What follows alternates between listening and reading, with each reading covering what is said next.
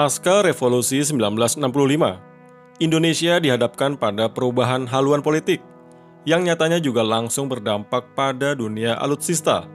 Sebagai imbas perubahan haluan politik luar negeri, secara faktual mempengaruhi tingkat kesiapan tempur persenjataan di lini TNI. Khususnya yang paling merasakan dampaknya adalah Angkatan Udara dan Angkatan Laut, yang kala itu arsenal alutsistanya dominan berasal dari Uni Soviet dan Eropa Timur. Di lini TNI AL, embargo suku cadang langsung berdampak pada tingkat kesiapan operasional armada. Beberapa kapal perang yang dahulunya sempat menjadikan Indonesia sebagai macan Asia, mendadak berubah bak macan ompong. Dengan berat hati, warga Indonesia harus melepas kapal penjelajah KRI Rian, kapal selam Whiskey Class, dan masih banyak kapal dari jenis frigat dan kapal cepat buatan Uni Soviet. Boleh dikata, pada awal 1970-an, kekuatan armada TNI AL telah lumpuh akibat tak berfungsinya sejumlah kapal-kapal perang utama. Guna mengisi kesenjangan akan keberadaan alutsista di TNI AL, pada 16 Desember 1974, lewat program Foreign Military Sales, Amerika Serikat melimpahkan 4 unit kapal destroyer escort atau perusak kawal kelas Cloud Jones kepada TNI AL. 4 kapal tersebut adalah USS Cloud Jones dengan nomor lambung 1033, USS John R. Perry dengan nomor lambung 1034, USS Charles Berry dengan nomor lambung 1035, dan USS McMorris dengan nomor lambung 1036. Dengan program Foreign Military Sales tersebut, Indonesia mendapat kemudahan dalam pengadaan dan proses kedatangan 4 perusak kawal ini. Buat TNI AL, kedatangan perusak kawal ini menjadi sebuah anugerah setelah sebagian besar armada kapal perang ex-Uni Soviet lumpuh akibat embargo suku cadang pasca G30S PKI. Belum lama memperkuat TNI AL, armada perusak kawal ini sudah langsung dihadapkan pada operasi militer yang sesungguhnya. Tepatnya di tahun 1975, terjadi pergolakan di Timor Timur. KRI Samadikun 341 ex-USS John R. Perry, KRI Marta Dinata 342 ex-USS Charles Berry, KRI Mongin Sidi 343 ex-USS Cloud Jones, dan KRI Ngurah Rai 344 ex-USS McMorris dipersiapkan untuk mendukung pelaksanaan Operasi Seroja. Setelah dioperasikan oleh TNI AL, maka destroyer escort kelas Cloud Jones ini berubah identitas menjadi perusak kawal kelas Samadikun, lantaran KRI Samadikun 341 merupakan kapal pertama di armada perusak kawal ini.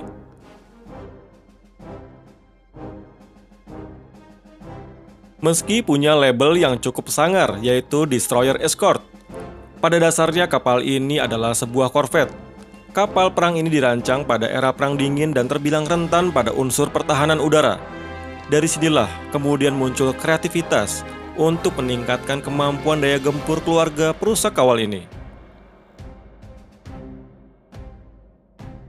Setelah kapal-kapal ini menjadi milik TNI AL, dilakukan pemasangan meriam kaliber 37 mm dan 25 mm. Masing-masing adalah meriam berlaras ganda. Kedua meriam ini mempunyai spesifikasi utama sebagai meriam anti serangan udara dan memang elemen senjata anti serangan udara pada versi default Cloud Jones terbilang minim dan rentan pada aspek pertahanan udara. Pemasangan kedua meriam ini dilakukan pada KRI Samadikun dan KRI Marta Dinata. Yang unik adalah meriam-meriam ini sejatinya dicopot dari kapal-kapal perang ex-Uni Soviet yang sudah di-scrap. Meriam-meriam besutan Uni Soviet ini dipasang pada sisi buritan, menggantikan posisi meriam kaliber 76 mm yang berada di bagian belakang.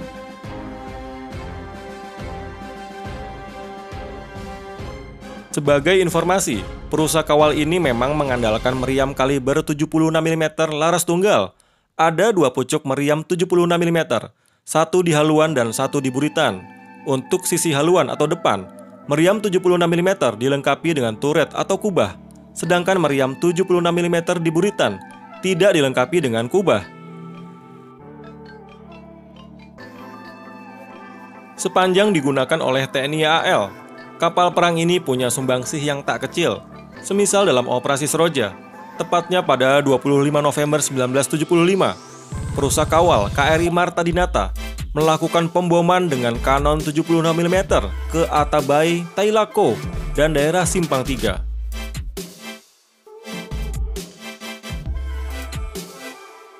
Kapal perusak kawal ini mulai dibangun pada tahun 1955 dan masuk kedinasan US Navy pada 1959. Meski tidak dilengkapi dengan rudal, perusak kawal ini banyak dilengkapi sensor, terutama sensor bawah air untuk memburu kapal selam. Kapal ini diawaki 171 orang dengan 12 perwira, punya kemampuan jelajah 7.000 nautical mile dengan kecepatan maksimum 22 knots yang dihasilkan dari 4 mesin diesel. Saat digunakan oleh TNI AL, armada Claude Jones sudah pernah dilakukan re-engine untuk mengganti mesin yang sudah tua. Perusak kawal ini bukan senjata kelas 2 pada masanya. Buktinya Amerika Serikat mempercayakan USS Claude Jones pada tahun 1960 untuk menyisir pantai timur Karibia lalu menyusur ke wilayah utara Eropa untuk bergabung dengan armada NATO. Saat krisis misil Kuba pada tahun 1962, USS Claude Jones berperan sebagai kapal pemimpin operasi dalam kampanye blokade laut terhadap Kuba. Keluarga kapal Claude Jones juga aktif mendukung operasi militer di Vietnam. Salah satunya adalah Operasi Sea Dragon dalam memberi bantuan tembakan kapal. KRI Ngurah Rai nampak masih digunakan saat defile Arung Samudra di tahun 1995. Dan beberapa Samadikun kelas masih terlihat saat menjalani masa docking di dermaga Ujung Surabaya pada tahun 1997. Dalam catatan kami, KRI Samadikun mulai diterima TNI AL pada 20 Februari 1973 dan resmi dipensiunkan TNI AL pada 8 September 2005. KRI Marta Dinata diterima TNI AL pada 31 Januari 1974 dan resmi pensiun dari TNI AL pada 8 September 2005. KRI Mongin Sidi diterima pada 16 Desember 1974 dan pensiun resmi pada 2 Januari 2003. Dan terakhir, KRI Ngurah Rai diterima TNI AL pada 16 Desember 1974 dan pensiun di tanggal yang sama dengan KRI Mongin Sidi.